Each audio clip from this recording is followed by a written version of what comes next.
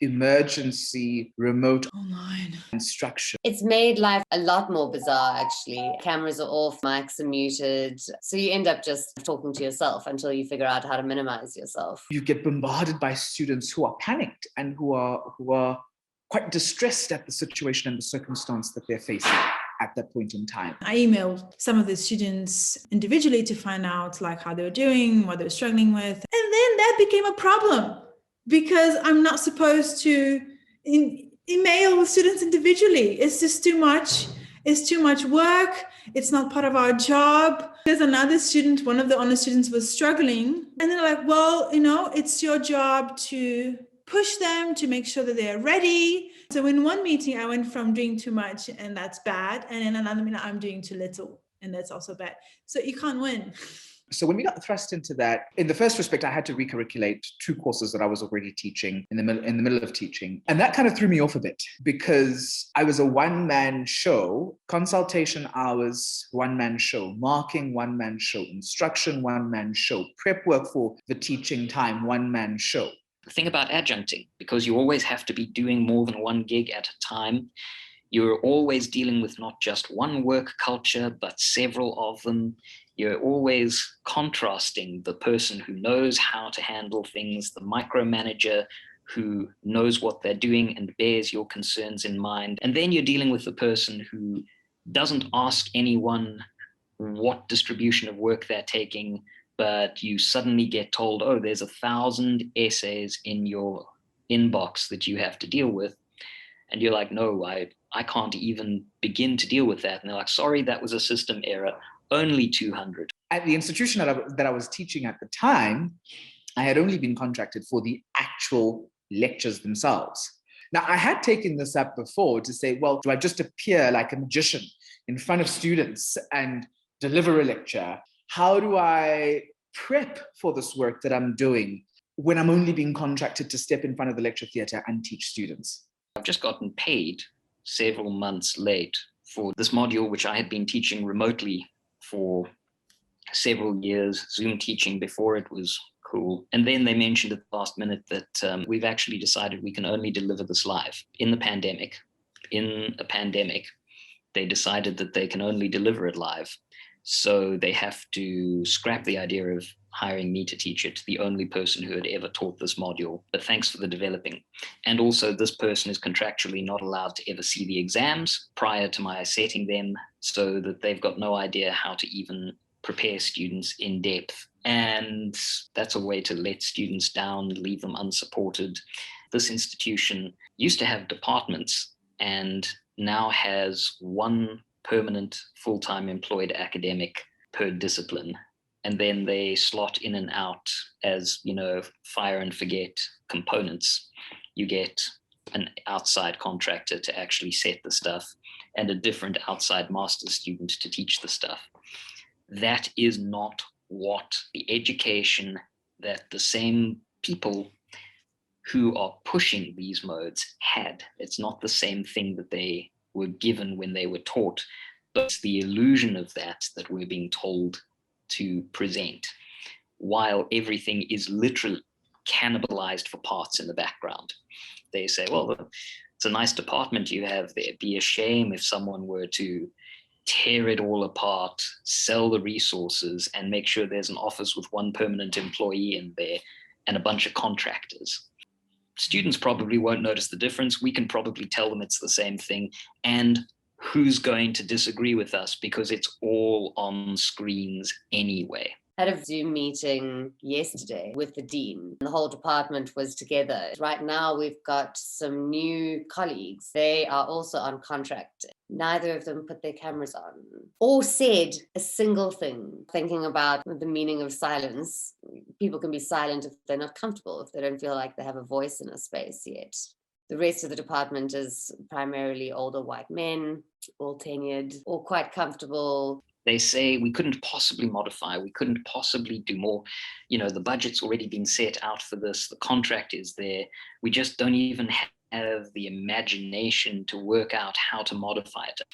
Pandemic hits, everything gets shut down, everything gets extended. They're like, guess what, everyone? We've restructured everything because we had to find a way, and we can pay you all according to a different rate now. You are made to feel guilty for actually saying, well, this costs me money to do this work, actually costs me money. And that's in fact one of the reasons why I left where I was previously, because it actually cost me more to teach there than the institution was paying me.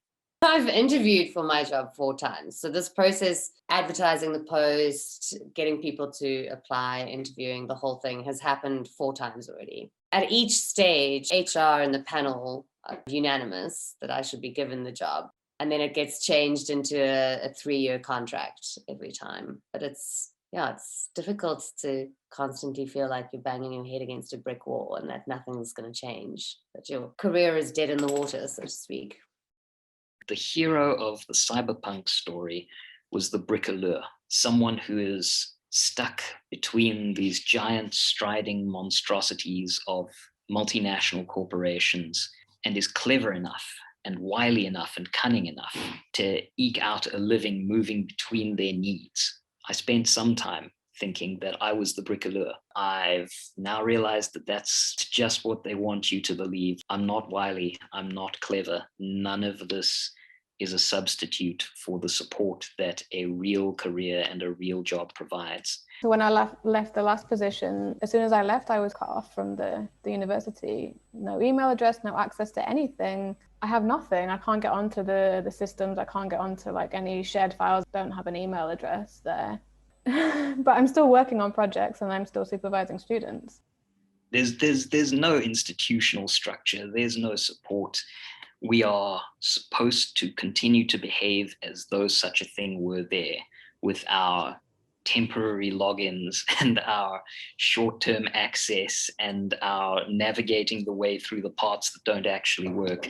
And whatever you do, make sure that from the student-facing side, it looks like the same thing that the people who have willingly signed away the support structures remember from their education. Only more profitable and topical and relevant and robust enough to survive global pandemic. Just that. And if any of that stresses you out, we have some emails about corporate wellness for you. I haven't felt that I've had any like top-down support from people higher up. There's no permanent staff in the department. Everyone's just super busy doing their own stuff. So there's no space to support or collaborate, really. The whole talk of like, you know, let's like mentor people, academics, and create space, let's collaborate. That's bollocks. There's like this kind of, I don't know, this tightrope that you have to walk that always has you on the go in very unsustainable ways, which of course then impacts on your mental health, which subsequently impacts on your emotional state of well-being, which subsequently impacts on your productivity. And then you have people hounding you once again for those deadlines. Why aren't you meeting these things? I'm not in a mentally good space actually to be doing this stuff, but I push myself every day to do it because we're telling ourselves, okay, I need to have a good profile in order so that when I get to put the application in, that I can be this kind of scholar that a department would be attracted to, right? In order for them to employ me. Because it's really traumatic. The pandemic plus being in academia in the state that we're in through Zoom with no support from anybody, like it is super, super intense. Now I felt like there was no space for people to have struggled during it. And so nobody's going to ever say anything if they're struggling. I want to kind of be able to put down roots here where I am, right? I mean, as an academic, but also personally. Part of me kind of wishes that I had had a child during my PhD, because now looking back, it seemed like the most stable time within academia to have had a child, because now I have no idea what to do. So there was a house that went on the market and I thought, you know, let me have a look at home loans. A typical bond, you're paying off for 20 years, right? Now, if I only have a job until the end of next year, then there's absolutely no way that one can do that. Here is your bi-weekly reminder of all of the wellness and mental health support services available. If you try to follow up on this, you will get an out of office reply, or you'll be told that actually that's only for for permanent full-time employees, and those services aren't available to contractors.